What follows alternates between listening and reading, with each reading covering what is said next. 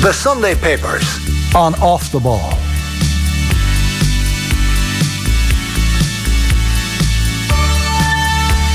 Sunday Papers coming at you. So let me run you through the back pages. 2 guesses. Start with the Sunday Mirror.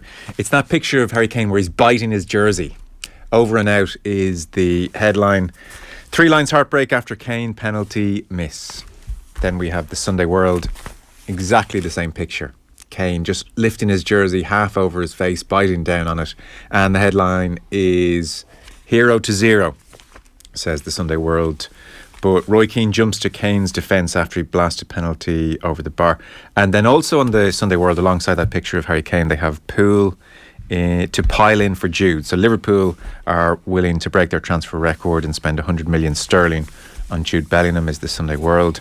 We have the Sun. So they have 2 pictures really. They have Kane again just biting his jersey and looking in disbelief, and we have Giroud turning away to celebrate. Over, in brackets, they have the bar and out. Over and out, says the Sun. Skied Kane penalty ends England's World Cup. And believe in miracles, as in Morocco. They have a picture of Ronaldo on his knees, hands on his face, and then Moroccan players celebrating after their win yesterday. Has been extraordinary few days in the World Cup, you have to say. Sunday Times, Kane's pain. This time it's Kane walking away, hands on the back of his head this time. England 1, France 2. Alongside that, O'Neill airs national anthem concerns. Quite interesting this. Paul Rowan with Michael O'Neill, once again Northern Ireland manager, and he's talking about God Save the Queen and how it does hamper team unity, but he doesn't think it'll be changed. So he's saying, we were a little bit disadvantaged at times just for that brief moment before a game when you're singing against a nation. And he referenced how you see players getting fired up at the World Cup even these past couple of months. He said his request of the nationalist players was not to bow their heads and for everybody to link up and to respect each other. He said, I felt it was important for those players to respect the lads in the squad who did regard God Save the Queen as their national anthem. And so not to have body language which would appear disrespectful as well. So it's quite healthy they're talking about it even, as opposed to it being the elephant in the room. That's the Sunday Times front page. There is an interview with Michael O'Neill inside with Paul Rowan. Sunday Independent then, Harry's pain, Harry Kane, eyes closed, looking up to the sky. World Cup heartbreak, Kane penalty sends England home. And then we have the Mail on Sunday again, that picture of Kane grimacing, half smiling in disbelief, biting his jersey, Harry's heartbreak. And then the picture of Mbappe celebrating the penalty miss with plenty of joy as well. Beneath that, relentless Leinster get off to a flyer in France, and Ronaldo out in tears as Morocco make history. Very happy to say John Green, Sunday Independent sports editor here in studio. Brendan O'Brien of the Irish Examiner with us as well. Gents, you're very welcome. Great to have you with us. Harry's pain all over the back pages. So where do you want to jump in here? It's been an extraordinary couple of days. Listening to you at the start there, because we had not a lengthy, because we didn't have time with our deadlines last night. Yeah. About what picture to use, and a lot of the ones have the jersey over the yeah. And I spent longer than I normally would, looking for the right picture to put on the front page. Yeah. And there was a lot of those pictures of him with that jersey, and I just couldn't see any pain in his face. And there's not a whole lot of pain in the picture that we used as well. There's a little bit more, but I in one of the pieces that I read this morning, they're talking about he's normally very inscrutable, and yes. Even last night he kind of maintained that front. That's got to be one of the fun parts of the job. Send in all the photos, I get to pick the front cover. Yeah, well, I don't get to pick it. I mean, I have a boss too who has strong opinions, but yeah, we did have a good chat under the tightness of a very tight deadline. And I mean, you look at, I was actually thinking about this, the selection of articles across the papers today. There's some really fantastic writing. There is. From the journalists. We've a Sam Wallace piece from the Telegraph, and I checked this morning, we got that at 9:25, so I don't know what time the game finished at, about 9:05, 9:10. And Dan McDonald did his match report, and he filed it around the same time. Sunday Times, they have a slightly later deadline, but they're still writing under severe pressure, and there's some excellent pieces from David Walsh, Jonathan Norcroft. I mean, the quality of the reaction to what was a proper game of football, I think. And very much in the balance. They were going to have to shape Very the piece much, accordingly. Yeah. So I have to say, I thought as a comment piece and a capturing the moment, I thought Sam Wallace was the best of the bunch, actually. So you have him here in the Sunday Independent, he's in the Telegraph as well. And I thought he jumped to the thing which has been on my mind a little bit, where he talked about how Kane and Lloris will have faced each other so many times over the last number of years. He says, in the peace and privacy of Tottenham Hotspur's training hub, accompanied only by the distant buzz of the M25, and here they were anew in the winter desert in front of the world. I did think to myself as well, I don't know, will Harry Kane ever stomach taking a penalty against Lloris in training again? Because if you score, how hollow will that feel? And you miss, I mean, it just triggers your PTSD all over again. I don't think you'll ever want to see Lloris in training again. It's a good point, and there's an element of double bluff any time you take a second penalty in a game against the same keeper. I mean, it's all about mind games at the best of times. So what must Harry Kane have been thinking when he stepped up for that second penalty? Do you stick it in the same side? He went for the same side, which the vast majority of his penalties for England have been aimed at, to his left. But there's bluff and double bluff for one penalty. What does that become for a second penalty? Treble bluff, quadruple bluff. Yeah.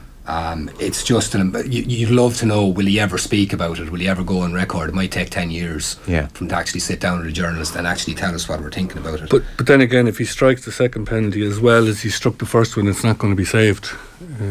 But that's the thing, you know, and is that like a 2% doubt in his mind? What is it about his technique that changed? Because he did go for the same side. He clearly tried to get it a little bit higher, and he just did the Chris Waddle on it. And there's some great descriptions on the penalty itself. Barney Ronay in the Guardian again is just, I think he's literally out of this world, and he's talking about this penalty hitting the stratosphere and just the language he uses. And you've talked about, John, at that time of night with deadlines and everything else, it's extraordinary writing. It's really extraordinary, and it's freely available online for anybody who wants to see. But I think it's interesting as well because these guys are writing on the whistle. Yeah, this is a moment in time captured. This is what people are thinking at that time, and what we read in the papers and what we see the pundits say after the game will crystallise, and that will be history as we remember it. You know, it's like your first impression always lasts. And it's very interesting looking through the papers today how different writers have crystallised the moment. And Sam Wallace, I'm just looking through it again, it's an excellent report, and he's kind of talking about you know, this England worked and the change has been in 1,000 different ways, but just one moment kind of changed it. And Ollie Holt in the Mail, I thought, really grabbed my eye. There's a line about 4 paras down. He says, the truth is England have become experts in finding ways to lose in critical moments of big matches, and they found another variation in that team here. And this kind of, you know, maybe England are being let off the hook by other writers in a little way, whereas Ollie Holt is saying this is all on us again. And it's interesting as well, on the far side of that spread, they have the expert view by Mark Clattenburg, the referee expert, where he basically says the ref made the right calls, and this will eat into the whole "we was robbed" kind of thing as well, you know. So in that moment, just across today's papers, it's a fascinating snapshot as to how different people saw it. We just have to take a very quick break. Slight technical problem. We're back with you in 20 seconds. No. The Sunday Papers on Off the Ball. Now, sorry about that. So we're back. We're up and running. John Green and Brendan O'Brien with us. Just to pick up on that point about England's failure again, I thought what was so good about Sam Wallace is that he, again under time pressure, captures the nuance of this defeat. For me, there's a different England defeat to previous defeats, and he manages to hone in on that very, very well. So he says of Kane, he finishes off in Kane. Kane outstanding, might have been England's best player on the night after perhaps Bukayo Saka. But he does say that this was a World Cup quarter-final of a grand scale. There have been those in the past when England have been playing a different game to the World Cup elite, chasing shadows in a sport which they seem unfamiliar, gulping lungs of panic breaths, watching Mesut Ozil disappear into the mid-distance. This time it was different. They were competing with the best as equals, or at least as close to equals as you can be when one side loses. This team will not be remembered like the others. They had a plan and a style, and in the end it does come down to moments, but it just makes it harder to comprehend when those moments feel so much at odds with what has happened before. Old England blundering around against Iceland, or sabotaging themselves against Argentina, Portugal or Germany, or just losing their nerve and their shape and whatever else they clung to. That felt comprehensible in a different way. You knew what was coming. Root and branch review at the FA, a prolonged bout of self-loathing. But how to explain this night to the children? This was very different. A well-grooved team playing with style and bravery against the reigning world champions. In other words, this England worked, and this change has been in 1,000 different ways. It was great that it wasn't just same old story England, because I don't think last night was the same old story. No, this is a theme across all the major soccer writers today. This defeat hurts England for a very different reason than some of the ones in the past, because this was not an embarrassment. This was not a self-combustion. Well, they've missed a penalty, but they've played extremely well. They've looked really good. They've looked like one of the best teams in the tournament most of the way through it, in my opinion at least. And David Walsh is making similar points today, but I had actually picked out that sentence from the Wallace thing. This team will not be remembered like the others. There's a sense now that England are feeling that they've matured at last as an international force and are so close. What is it now? Semi-final, final, quarter-final that could have... Felt like the final last night. Did feel like that. It did feel like that. It felt like the final beforehand, and it lived up to its billing. And that line by Wallace even, this was a World Cup quarter-final of grand scale. Yeah, some of the best players in the tournament were playing last night. I mean, I didn't know much about Bellingham before this tournament.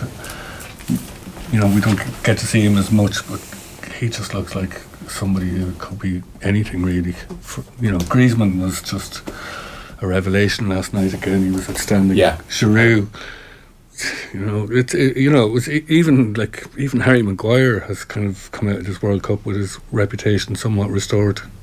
Absolutely. And so I think this is the feeling we're getting across the coverage today about this England team, which is why the immediate response has been, this is heartbreaking, this is really hard. Look, we played really well and we just lost a game that we could have drawn, we could have won. And how quickly is it going to, I haven't looked online today, but how quickly is the narrative going to change to Southgate? And I was trying to remember which of the writers today says, he shouldn't go, he should stay, His contract is 24, I think, is he? Yeah, the feeling was if they didn't get to the final this time he'd go. But the whichever the writers it was, I'm sorry, I just can't remember now. I haven't got my hand on it. Says, who else would you have at the moment? I mean, be careful what you wish for to get rid of this guy. And even his substitutes have been criticised, and taking off Saka raised an eyebrow, sure, but he's also been accused of not being proactive enough. But to be fair, he brought on Mount, he brought on Sterling, he brought on Rashford. Admittedly, Grealish was only in response to the Stones injury. But England were very much on top then, so I can understand him thinking, well, if I take off a centre half and put on another attacking player, do we upset the balance totally? Didier Deschamps, Dan McDonald makes the point, he made one substitute. So, I mean, would Deschamps have been accused of all the same things if France had ended up drawing that game and subsequently losing in extra time or penalties? He absolutely would have. That's a manager, Deschamps, who was criticised for holding this French team back before they actually broke through the glass ceiling. I mean, he was too conservative. He was wasting a generational talent of attacking players. It all sounds very familiar to England. And sometimes, as a manager, I'm guessing it's harder not to do something. I mean, the easier thing is to make a substitution. I was even looking at it last night. I thought Phil Foden was anonymous in the first half, and then second half he was sensational. Just came into it now. With all the talk about England, would it have been easy for him to say, look, get Jack Grealish on there or whatever at that stage? He didn't. He let his team get into the game. And you know what? There's an aspect of self-preservation when managers make substitutes. Yeah, you have to be seen to do something. Well, look at me. I made the substitutes, whereas deep down you might think, I need to give that player another chance to get into the game. And on Deschamps, I mean, for him to lose Pogba and lose Kante and to have the smarts to realise that in Griezmann I have a perfect hybrid. Yeah. He can do both. Yeah. And to just put him in there and watch him flourish. Yeah. He didn't have any prep time really for Griezmann to get to grips with that position. But I think that's the genius of a really good manager making things look simple. The light touch, do you know what I mean? It's not about you have to drop this guy, you have to change attacking shape, go with 3 at the back or 4 at the back. Sometimes, just that light touch that a manager can bring to it. And we've seen it a few times in the World Cup with managers. I mean, Santos doing what he had to do and dropping Ronaldo when he had to drop him. Croatia the other night when he took off his midfield, including Modric in extra time. Yeah. You're thinking Modric is a shoe-in to take penalties. He's coming off. I need to influence the game. I need to make this change. He's 37. He's tired. And there's been a lot of bravery from managers, and I think Southgate in the main has been brave in this tournament. The bottom line for England, though, is it's another what if, it's another painful blow, and where do you go? And Ollie Holt again says, for those of us who measure our lives in England defeats at World Cups, you can now add Albice to Leon, Turin, San Etienne, Shizuoka, Gelsenkirchen, Bloemfontein, Sao Paulo and Moscow. It's a huge litany of where do we go from here, and it is a huge question. Like, does Southgate stay on? How long? How much more evolution is there in him and England together as a team? It's going to be an interesting one for them in the years to come. Some exciting young players. Yeah, I mean, they're a phenomenal group at this stage. The conveyor belt shows no signs of letting up. I thought last year the analysis of the final against Italy rightly pointed fingers to Southgate. Mancini made a few substitutions, took control of the game in midfield. Southgate didn't respond, and that was a very fair criticism. But again, going back to the Sam Wallace piece, last night feels different. I thought England were just about the better team. Wasn't much in it, but they were the better team for the majority of the game. Even when they equalised, they kicked on again, and then Giroud scored against the run of play, and they were unlucky. I thought the referee was genuinely a disgrace. I mean, he was a really average referee. So all of these small moments add up, and it's an unsatisfactory analysis to say, they were just a bit unlucky. It can go this way sometimes, but sometimes you lose a match. Sometimes you do lose. Yeah. But watching last night, you'd say, well, if they were to play 10 times, you could easily see England winning 5. Yeah. Like, even at 1-0, you didn't feel England were in trouble. France started well, but you didn't feel England were in trouble. You always felt that England had a goal. Yeah. The one criticism maybe is they didn't create anything clear cut from play for all that possession. France maybe created the better chances, but again, they were right in the game. There's, not to use that Lennon quote, which is overused, about decades where nothing happens and then weeks where decades happen. The World Cup does, in that amazingly exciting way, it does expedite career definitions of different players. So you have Neymar and Ronaldo in tears. You have Messi still alive. You have Mbappe, who could do something historic akin to Pele, and these dynasties and these legacies are shaped over the course of a few days. It's what makes it also exciting. I thought the piece where I kind of sat back and said, okay, this guy's top is Barney Ronay on Neymar. It's in the Observer. It's in page 5 of the Sunday Independent as well. This is just someone who is probably peak of his powers. I mean Barney Ronay, not Neymar. So he's just talking about Brazilian like a parody of the game's joy, talent and freedom is the byline. He's reflecting on Neymar's career here and what he represents, and he starts by talking about the incessant ads that feature Neymar in Qatar, and he seems to be in the most annoying one where he pitches up with a kid and does a few skills, and he seems to be everywhere as Neymar is. And he makes the point, Qatar made Neymar one of the richest athletes that has lived. Qatar has also made him into a kind of parable, a place where everyone in the end loses something of value. And he does note that Neymar had a fine game against Croatia, scored a fine extra time goal, conceived and executed in one moment. But he goes on to look at the bigger legacy. There will be an urge to mock Neymar's tears, so many tears, and to rejoice at the hubris, also to drag in the politics, his support of the despotic and dangerous Bolsonaro. Why does Neymar annoy people, he asks? Because he's annoying.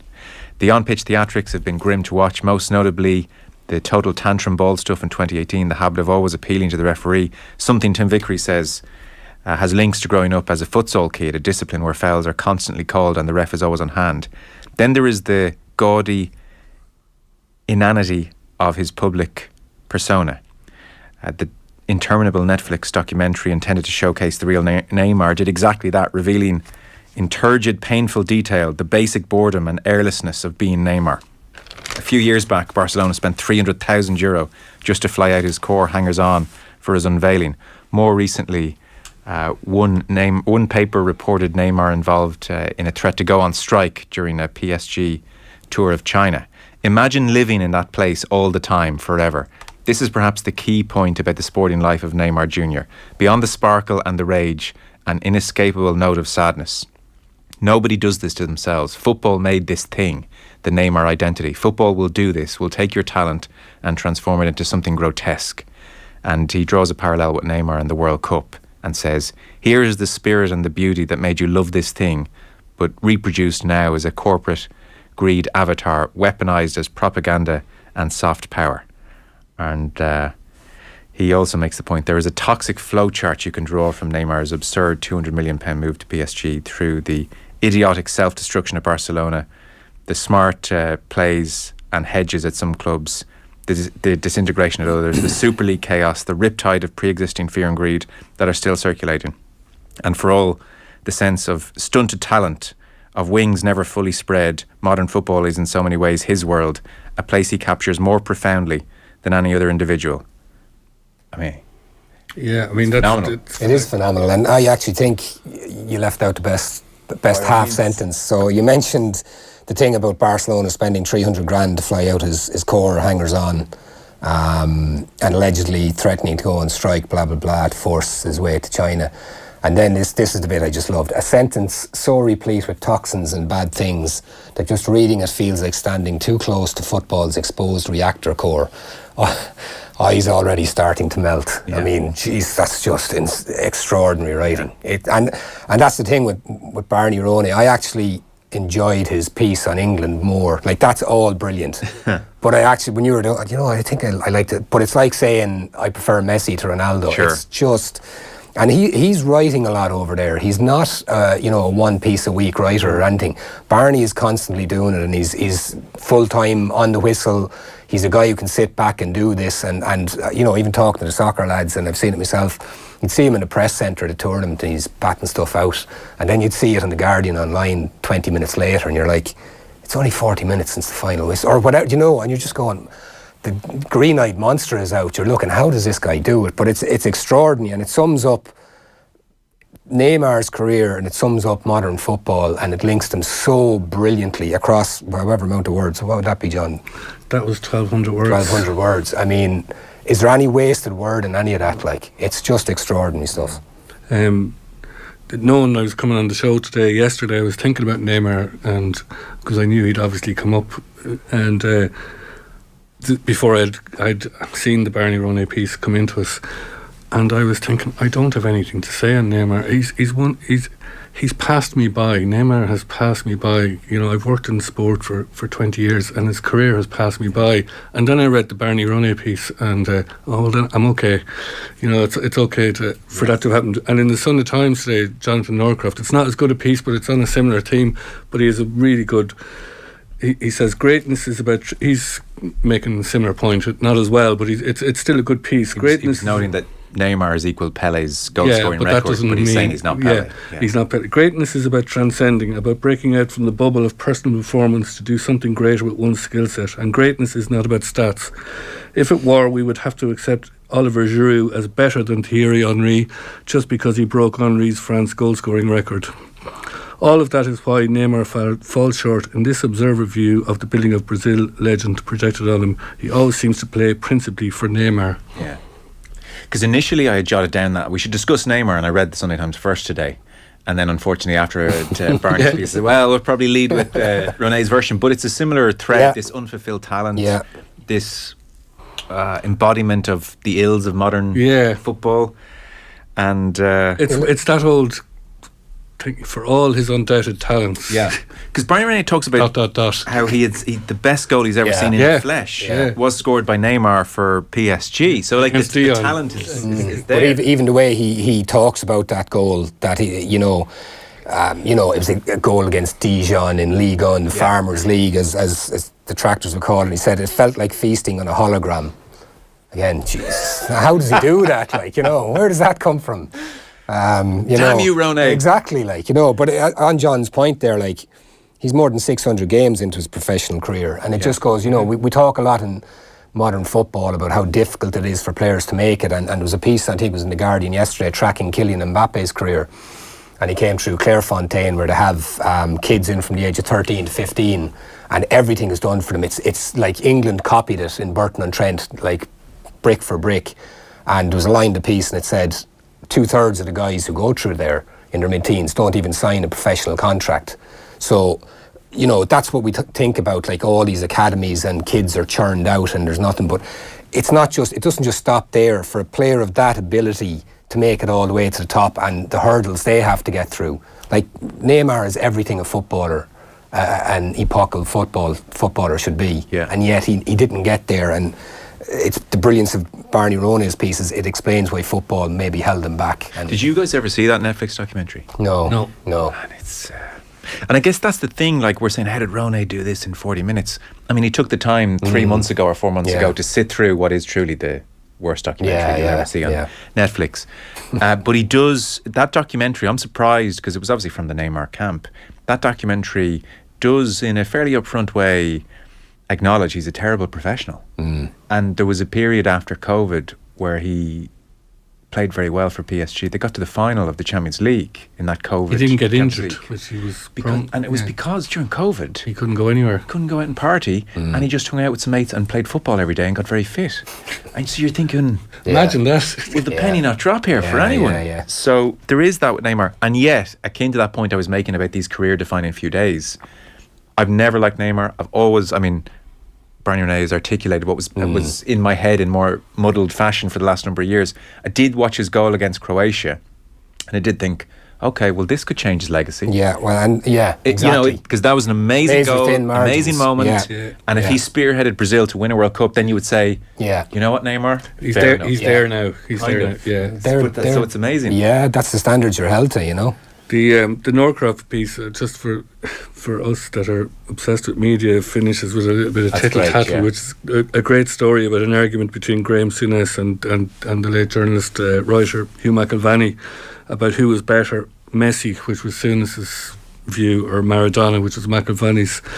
And Norcroft says, for more than an hour, the argument raged cyclonically, blowing away the prospect of any other conversation, and eventually Souness, exasperated, said, look, Hugh, I played against Maradona 5 times. I'm telling you, it's Messi. Yeah. To which McIlvanney thundered in tones as deep as though a mountain were talking, I don't care who you played against, son, it's Diego. That's great. Yeah, really good. So, well, that's some of the World Cup thus far. Ronaldo tears are touched on in the Sunday Times, so again, he knows it's over. For Messi, it is still alive, and there are a couple of pieces on Messi which are great fun. Tommy Conlon is charting the fallout from the niggliest of games between Argentina and the Netherlands, and he has like a quote from Otamendi about the celebrations after the shootout. I celebrate in their face because one of the Netherlands players at every penalty kick we had was coming and saying things to one of our players, and it does seem like Lautaro Martinez was surrounded by a couple of men in orange jerseys as he was heading to take his penalty. And then we have the Messi interview where it seems it was Weghorst who scored the amazing goal from that free kick. It feels like 3 weeks ago. It's one of the great goals just 2 days ago. And it seems that at that point Messi in the interview says, what are you looking at, you fool? What are you looking at? Get out of here, fool. And Tommy says, there we were all along through his gilded, magnificent career thinking that the little genius wouldn't say boo to a goose. But he does make the point, and again it ties in with this wider issue for Neymar and for Ronaldo and for Mbappe and for Messi. Tommy says something about the Dutch got under his skin, or maybe it's that the great mission of his career, the greatest of them all, is disturbing his serenity like never before, because this is his last chance in life to achieve it. The proximity of the prize, the proximity to the end of his career, has combined to exert an oceanic pressure on his emotional state of mind. His behaviour on Friday night was completely at odds with his normal demeanour. He is feeling it in the marrow of his bones. Yeah, I think that's probably... It's hard to believe that the Dutch got under his skin. Like, he's 19 years playing, you know, where he's been kicked around every football pitch in Europe and South America. It's hard to believe that it's anything other than this... there's a reference elsewhere, I think it's John Carlin, to the impact of Maradona's passing as well, and that's kind of... There's always been a question about his commitment to Argentina, but that there's a change in him now, and it is this passing of the torch as well, isn't it? You know, these older, the Ronaldo,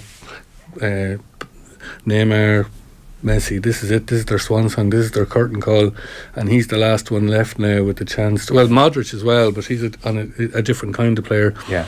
There's something about Messi's demeanour. You know, he's not necessarily in how he's playing. He's not particularly playing with aggression. He's playing quite within himself. But there's something in his demeanour that's different this time, isn't there? About than what we've seen in previous World Cups. I think so. It may just be his surroundings as well. I just very coincidentally am reading Jonathan Wilson's book on Argentinian football at the moment, and I'm actually on the chapter of 1966. Right. And Antonio Ratan in that famous quarter-final in Wembley. And just having read all, the previous decades and how Argentina changed from, the beautiful football, the angels, to the dirty faces, like it's Argentina. Do you know there's what I mean? something reassuring about watching them kicking Holland around the pitch the other night. That's what they do, and there's a bite and a bark to Argentina, all the best teams. I mean, you look at the team that Maradona played with as well. You look at Argentina in 1990, that World Cup in Italy, and they were just dreadful, apart from a little bit of magic from Maradona and Claudio Caniggia. That's Argentina, and maybe this is the mix of ingredients that they need to get them there. The little bit of magic from Messi, and a lot of bite and a lot of aggro, and what's really interesting as well after the game is their take on the referee. Everybody else says the referee was basically playing with an Argentinian jersey. Yeah. And at least 2 Argentinian players came out. I think Messi was one, and said the referee was a disgrace. Yeah. He gave us nothing, so there's that siege mentality built into it as well. I can't warm to Argentina for all those reasons. Yeah. I've never liked them, and so many people listening go, why Argentina? We're all Argentina. We love Argentina. Yeah. I can't warm to them. Give me Croatia and Modric over Argentina any day of the week. Where are you guys on that? I think we've got very ambivalent about Messi too. I have, yeah. Well, I heard you, but I think I'm sick of myself going on about that. Yeah, but I think that's a lot of us who would have liked to see, like, who have enjoyed watching Messi doing the things that he's done. But I think there's an ambivalence there towards him now because of what's happened and because of his connections with Saudi Arabia. And I have a strange connection to Argentina still. I mean, Brazil would have been the exotic team of the 80s when I was growing up, and they were the ones you loved. But there's something about the jersey, there's something about the history, there's something about the players that they've had, and they're like, maybe there is a bit of attraction to that dark side of them as well. There's character to them. Sure. Good or bad. There's three-dimensional. What tournament was it? Was it 2006 in Germany when they scored that brilliant team goal? Do you remember 45 passes or something as well? And there's always that in Argentina. They're never dull, are they? There's always something about them, and there's a lot to be said for that. Yeah. I noticed almost a sense of rejoice at Brazil's demise. Yeah. Do we see them as akin to Neymar, a touch too showboaty and a touch wasteful when it comes to the crunch? Or what is that about, do you think? Yeah. In John Carlin's piece, he lived there for a while in the Sunday Times. He says he's a really interesting line, which might speak a little to that, about Argentina, about society. As a culture, they have failed, and deep down they know it. Football is the one place where reality and their highfalutin sense of themselves meet. Only at football have they shone on the world stage. And he says they're a highly educated population, and he says the little they have achieved. He speaks about the little they have achieved as a nation, despite a glut of natural resources and a highly educated population. That's interesting. And so that brings it into a different realm of there's a cultural aspect underpinning Argentinian football, which we're not as familiar with over here. We had Marcela Moura on the show at the start of the World Cup, and I was asking if football is as central as ever in Argentinian society, and she said, it's funny you say that, because the evening news just had a Vox Pop, and people were asked, because the Argentinian economy is on the floor right now, and they were asked, again, well, indeed, would you rather Argentina win the World Cup or that the economy recovers? And the general refrain was, well, look, the economy comes and goes, but the World Cup is the World Cup. New Zealand and the All Blacks there as well, isn't there? Yeah. Funny, just as an aside, I watched that game in a pub. One of the few chances I've had to go out and watch a game during the World Cup, and just in a pub near where I live, in a very rural area, but it was quite a lot of people in it. And there was about 2 minutes. I'd noticed during the game, there's a lot of people in there. How few people were actually watching it? It was on 2 TVs in the part of the bar that I was in. And with about 2 minutes to go in extra time, like in Argentina were the hungry at that stage, they were really pressing, looking to kill this game off and not go to penalties. Yeah. So, because it wasn't a brilliant game of football, but it was an absorbing game for lots of reasons. It had a lot of stuff going on in it, and a lot of backstories, and a lot of niggle in it. And I just, with 2 minutes to go, I just said to my friend that I was with, I just did a head count in the bar. So there was 38 people at that moment in the part of the bar that I was in, with 2 tellies either side of us, And apart from me and my friend, only 2 others were watching the game. And we've heard a lot of talk about this World Cup and how it's gripped the imagination and stuff. And sometimes we forget that it's not of interest to a lot of people. Still. Sure. I wouldn't dream of going to a pub to watch a match. Yeah, it's. I think that's the second one I've seen. The Spain-Germany game was the other one I watched. Okay. It's impossible to watch modern football in a bar anyway. It's lost its kind of helter-skelter nature. Do you know what I mean? It's not a kind of event anymore. You have to concentrate on the football. Yeah. You have to let the rhythms of it get in on you. Could you imagine yourself sitting in a bar with 2 big TVs and Argentina and Holland are playing in the quarterfinal of the World Cup and there's 2 minutes to go to extra time and you're not even lifting your head to... People must be having interesting conversations. Depends how many pints you've had at that stage as well. Big part, let's be honest.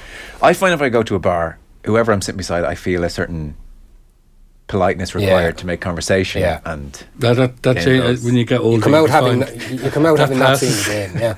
Yeah. The old Seinfeld thing about getting to your 60s is your best decade because you don't care what people think. Well, maybe so. So look, that's the World Cup. There's loads of great stuff. I think it's all really found its rhythm, and it's. I sort of had made the point even on Twitter. It's killing me that FIFA, for all the corruption and for all the awfulness, and Qatar for the mistreatment of people and all the corruption and all the awfulness, they have been graced with, I think, it's been an amazing World Cup. We were just saying that outside, and to be fair to Oliver Holt, he just has a little in his column, just a little sign off at the end about how brilliant this World Cup is. I went into this place and I met this guy from Jordan, a doctor, and he ended up paying for my sandwich for me, and the matches have been brilliant, the football's been great, the organisation of it has been brilliant. But he signs off. So even though there is much beauty, the experience of being here has not changed my mind. The World Cup should not be played here. The fact that it is a betrayal of much that FIFA claims to stand for. Yeah. And I heard you saying last week that in the first week of the coverage of the World Cup, it was very clear that there was an uncertainty among journalists and editors about how to cover it, in print and broadcast, and even among the teams themselves and the managers and the associations and the players about how they should be. Yeah. Then that kind of all died down after the first week, and then it became about the football. And that's even more the case. That's as it should be in some ways. Yeah, sure. But nobody has lost sight, I think, of the backdrop to this. But at the end, ultimately, and as we were saying outside, it works. FIFA are going to get away with it. Qatar are going to get away with it. Yeah. Just like the Grand Prix, just like the Olympics, just like Russia, just like Newcastle, just like Man City. We park all that. We know that it's there, but we still get absorbed by the actual. It'll be interesting to see how the media wraps it up. Yeah. When you think of the BBC's intro, they just said to hell with the opening ceremony. We're going to talk about this for an hour. How do you wrap that up at the end of it? As a newspaper, as a radio station, as a TV station? Well, it will be much easier for them to make some serious points now that England haven't just won it. True. Yeah. It might be harder in the euphoria for the BBC to say, well, listen, before you enjoy this too much, just to remind you this is all a disgrace. So certainly the door's more easily open to them now if they care to do it. But media has thought very carefully about this and about how to present it, and in the main has done a pretty good job between walking that line between the football and the politics. I have to say, I appreciate that sometimes the standards are higher in the Champions League, but international football is just the best football by a distance, because we watch these players all the time play for entities they don't care about, have no links to, and you can see the difference in their demeanour when they're at a World Cup, what it means to them to do it for their country at a World Cup or a major tournament. It's so much more visceral and real. And what about a Winter World Cup? That's got to be part of it. It hasn't the freshness, yeah. As a viewing experience, I have to say, I haven't hated coming home on a dark evening and had a sun lamp of sorts to gaze at for a few hours. Yeah. Joe Brolly, interesting piece this. New values can never trump loyalty. Bonds forged on the field should not be broken to further a career. So in effect here, he's criticising Henry Shefflin. He starts, though, by remembering Fiontan McGarvey, who is, I wasn't aware of his story, terrible, died in January, aged just 18. Would have been number 10 for our St. Bridget's under-20 side this year, says Joe Brolly. The boys played the championship in his honour, and he writes very vividly, movingly about the players playing for their late friend and going to visit the grave after various matches, and talks about loyalty generally in the GAA. and gives another example of friends turning out for a friend who'd lost a partner to put up a marquee for them at the funeral. And he says, loyalty and automatic response to support our own come hell or high water. This is something, he says, Brian Cody understands, and something that his superstar Henry Shefflin may have forgotten. Their encounters this year were extraordinarily powerful, an epic collision of old ideals and the new flexible ones. Cody could not comprehend how Shefflin could plot against his old teammates, his county, his people, his mentor. For what? You could see it on Brian's face. For him, it was a terrible betrayal.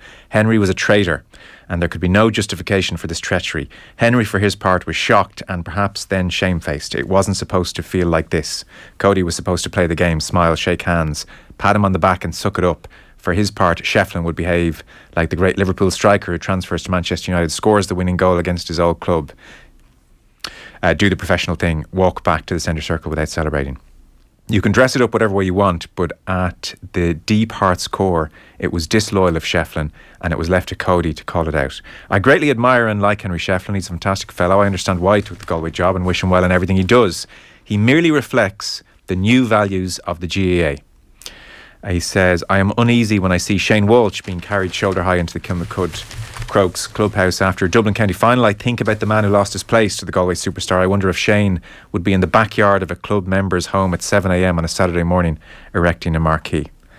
And he basically says, I have come to realise the game is about loyalty. Life is about loyalty. Nothing else. Discuss. Yeah, we had a heated discussion already outside about it.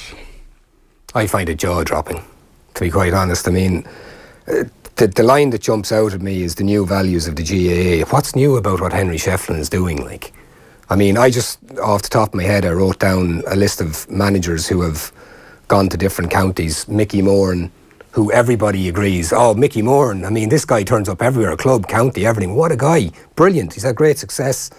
True Gale, all the rest of it. John O'Mahony, Mick O'Dwyer, Paddy O'Shea, Anthony Daly, Michael Bond, Eugene McGee, Eamon Cregan, 94, manages Offaly against his native Limerick. Funny, the example I thought of, because Joe was writing about him not so long ago, was Brian Mullins at Derry. Yeah.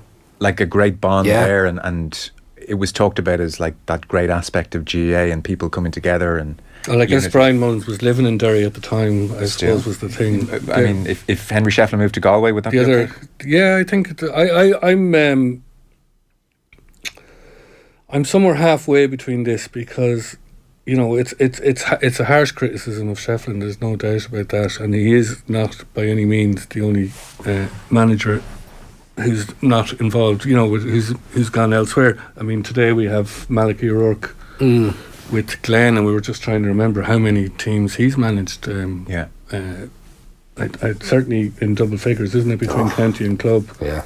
So I find myself with the GA at the moment, and by new values, I don't necessarily think he means of this current era. I think it's a more general type of. There's a change in, and I've heard discussions in here a lot about it. There's a change in the GA, and I don't like it. And the Shane Walsh one for me was something I was very uneasy about, and I've heard it discussed and read stuff about it. But personally speaking, as somebody who always was considered himself, you know, from a GA background, the idea of, and I'm not talking about Shefflin, because Shefflin has only ever managed two teams, his home club and Galway, so far as I know, so I'm not referring to him here, but I'm talking about the idea of the nomadic manager versus the idea of a manager going to some place and bringing a wealth of experience and a wealth of knowledge at club level for the love of the game.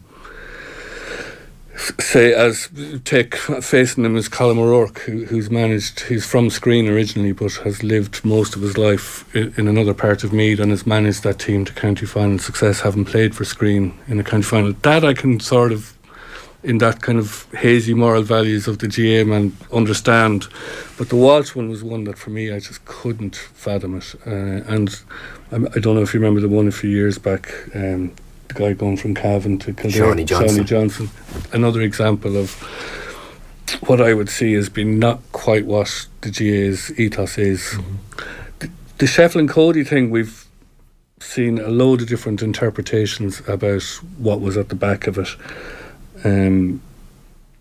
And it's hard to know without hearing from Cody himself.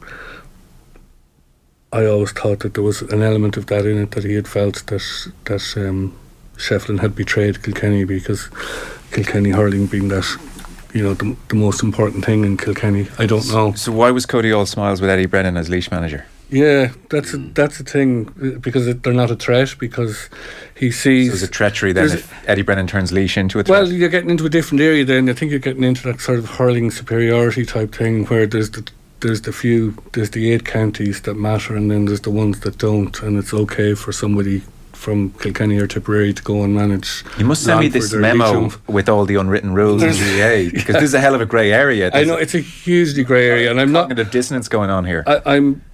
I'm coming from a backdrop of, having grown up in a house where I was the county secretary's son for 15 years, and I was from a very young age, indoctrinated into the grey areas of the GA, and it's kind of morality. Sounds like an a la carte menu to me, to be honest with you. Like, you can't say that was Cody's thinking. We don't know what Cody's thinking. No, I don't. I'm very clear on that. I don't know what his thinking was.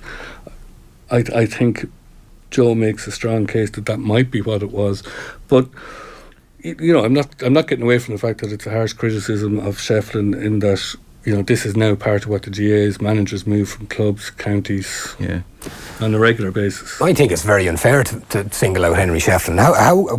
He hasn't singled out Shefflin. Well, he's also talked about Shane Walsh. Okay, both of them. Why is it so disloyal of Henry Shefflin, what he did? Why is that disloyal? Why is it disloyal of Henry Shefflin, and why can I turn around and say Mickey Moore and Anthony Daly and all these guys? Why isn't anybody pointing the finger at them? What did they do wrong? No, they didn't do anything wrong. And a totally secondary argument is the fact that what are Kilkenny meant to do as a county? Are they meant to leave Brian Cody there, untouchable forever, which you might argue he's entitled to? Henry Shefflin managing Galway is arguably good for Kilkenny.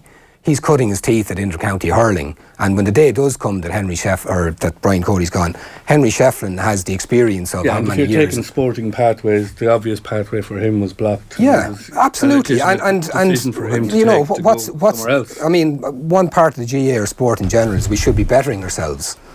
We should be looking to better ourselves. It's not just managers. You've got S&C people, you've got physios, everybody involved in county teams. It's like you say, Joe, where is the boundary? Here you shall not cross. That's the Rubicon. You are not allowed there. You can go there. We can't do that. There's nothing new in this. There's no new values in it. I get the central point about your club is your life and your county is your life, but we've seen it from time immemorial.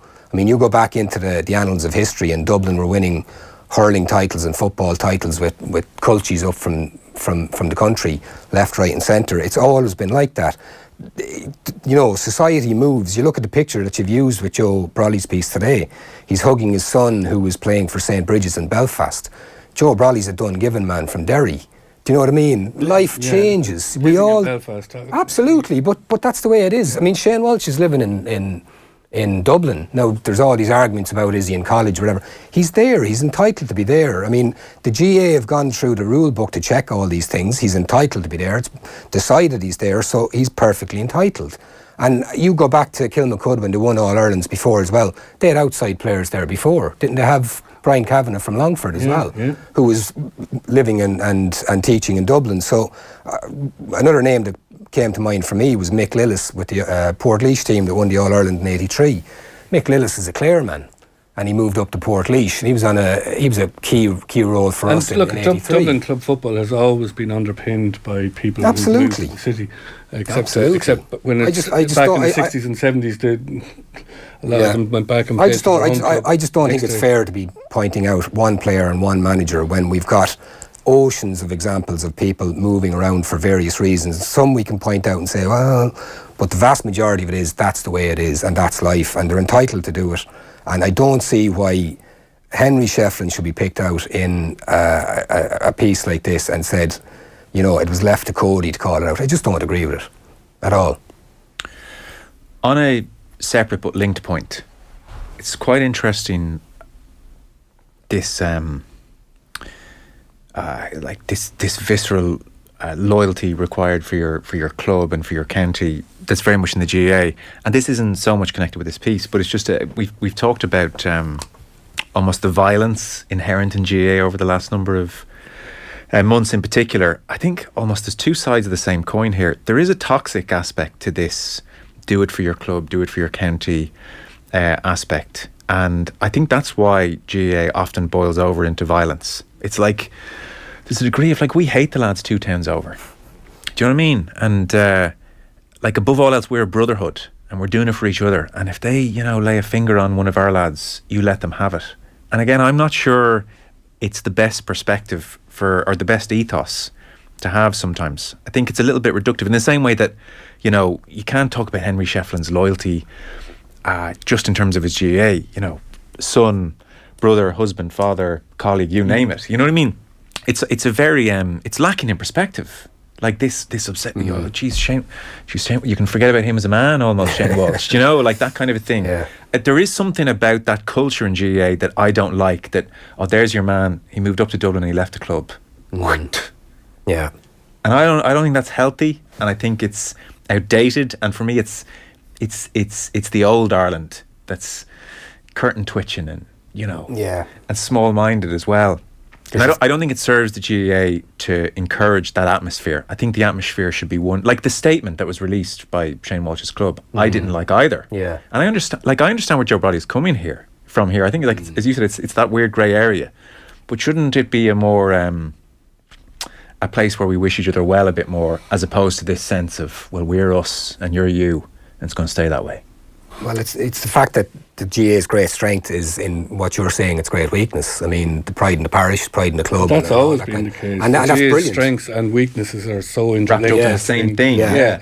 The violence piece is it's even deeper. I mean, it goes right back into. I mean, it's hard to. You could spend an hour discussing that on its own. The GAA at local level is the very heart of the Irish person. I'm not saying not everybody obviously is interested in GAA, and a lot of people quite despise it for lots of reasons, but essentially it is Irishness at its core, with all the conflicts that come with being an Irish person and all that sort of hangover from post-colonialism and all the stuff that we've been through and all the stuff that's part of our DNA that we don't even know ourselves, that has formed us. And the GAA is mixed up in all that in a way that's really hard to even begin to explain. In terms of the word loyalty, that's not my word. That's Joe's word. It's loaded as well. But to give a kind of a personal example, so I'm from Longford originally. So my club when I was young was Longford Slashers, and this year actually marks the turning point where I'm longer out of Longford than I was in it. I left in my early 20s, so I'm in my late 40s now, so I'm 25 years gone out of Longford. Longford Slashers won the All-Ireland Intermediate Ladies Club final yesterday afternoon in Croke Park, and I haven't been involved with Longford Slashers for 3 decades nearly, and yet I was touched by that in a way that I didn't think I would be, and it was all in the background at work, but work being work, I couldn't watch it all, but I was vaguely aware of it, and my 13-year-old daughter, who's from Meath, went into it to watch it, and you just go through it. I was going through the panel today. My sister-in-law had 2 girls on the panel. My first cousin had a girl. One of Longford's greatest ever footballers had a girl. A fellow who I used to know who was a really good Longford footballer, his son was one of the managers.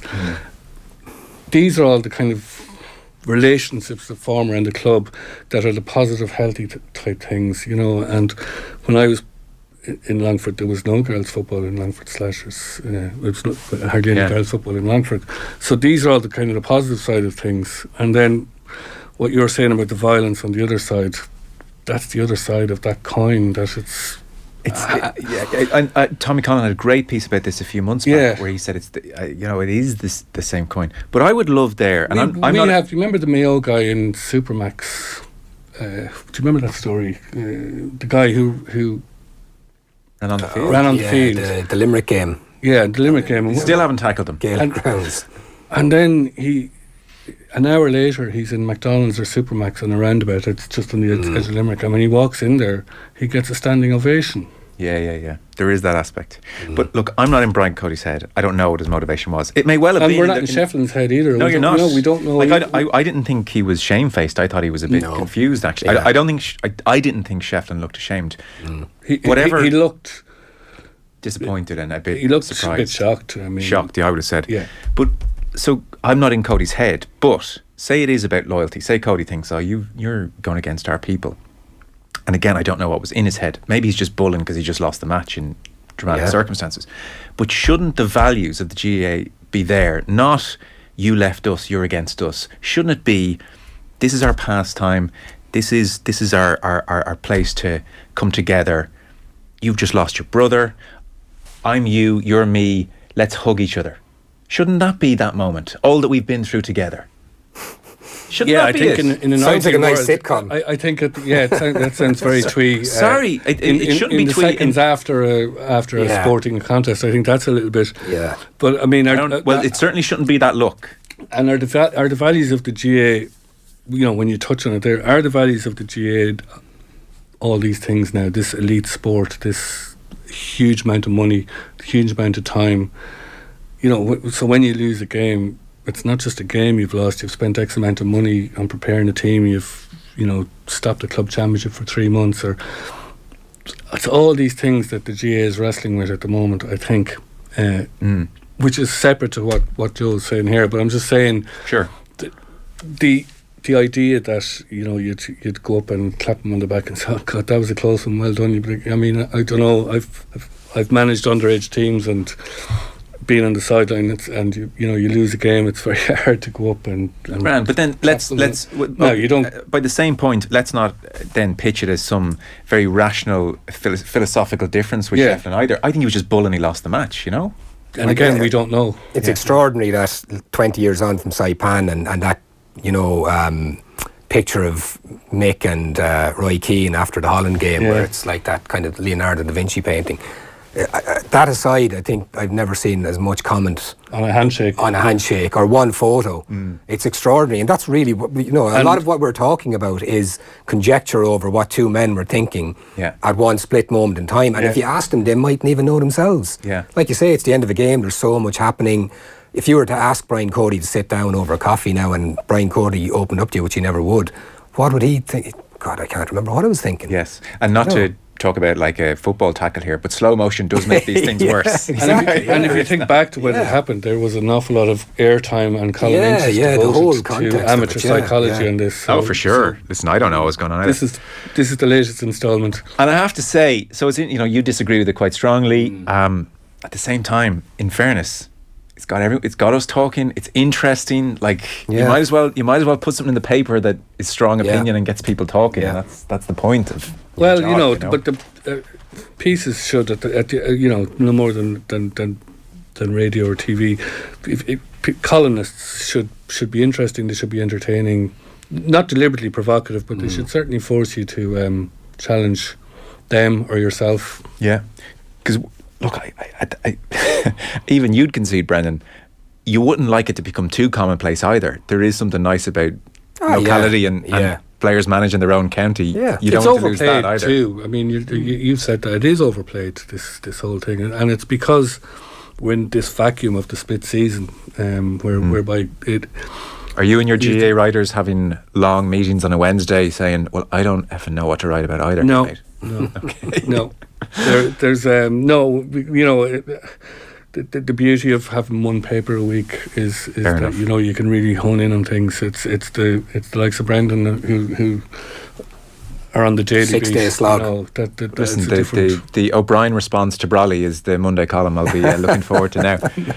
Just to finish up on GAA, David Clifford on the back page. I'm not sure which of you picked this out, but one of you wanted to touch on this. I mentioned this, I think. You did, This is really just the latest, I suppose, in a line of Clifford is doing something so extraordinary, and it's migrated to club level now. And so Eamon Sweeney says that David Clifford's appearance in today's Munster Club Junior Football Final epitomises what is best about the GAA. This unique quality makes it worth any amount of World Cups. And he says there'll be perhaps a few thousand in Mallow today when he lines out for Fossa against Kilmurray.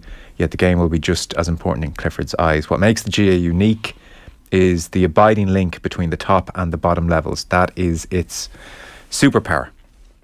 Why'd you pick this out, John? Well, this kind of ties into our last conversation as well. But David Clifford moving to Crokes would be the end for everyone. yeah, that would be Stop the presses, man. to Dr. Crokes or Kilmacud Crokes, either or. The reason I picked this out, and like Eamon's kind of done the piece on the back page, that's fine, kind of a tribute to Clifford. Yeah. In the Sunday World, sort of Sean McGoldrick has done the kind of the nuts and bolts of it, which is kind of puts Clifford's year. It's been a year like no other really in the history. Not maybe that's a bit of a big statement, but few players kind of had a year what he's. Yes. So some 339 days after his first match in 2022, David Clifford brings the curtain down on a remarkable season in Mallow. This for the junior final day against Fulham. It will be his 32nd competitive match this year in his 7th different competition. The only one that he failed to win was the Sigerson, wasn't it? Yeah. He's Okay. So if he wins today, it'll be his 8th. It'll be his 7th competition win out of 8 competitions that he's played in this year. He has only failed to score twice from play in 2 of the 31 games that he has played so far this year across club, county and college.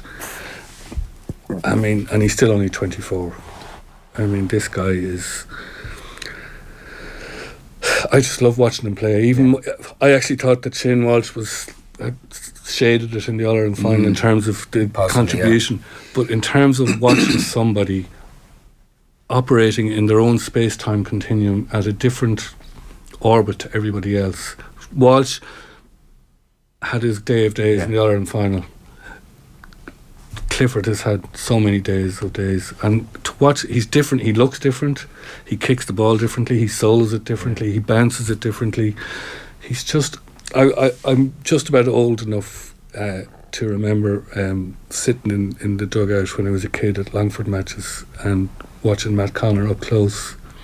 And it reminds me of that, seeing somebody who's so palpably different from everybody else and who does things differently. So the idea of putting this on the back page today wasn't really to add to the kind of Clifford pieces that have been written all year. It was just to acknowledge the fact that today is the last game that he will play in what has been an extraordinary year by any stretch of the imagination for any athlete. I saw him in one of his first games this season. It was Sigerson. I think it was his 2nd or 3rd game. They played QUB, Queen's University Belfast in Abbottstown. Lovely setting and everything. He scored 2-4 that night, and he scored 2 of the best scores I've ever seen in the flesh. And I remember saying at the time, it was 2nd of February, I looked it up there earlier, and I remember saying to people all that week, I'm not going to see a better individual performance all year. Now, he's given a few of them since, but I don't think it's been topped.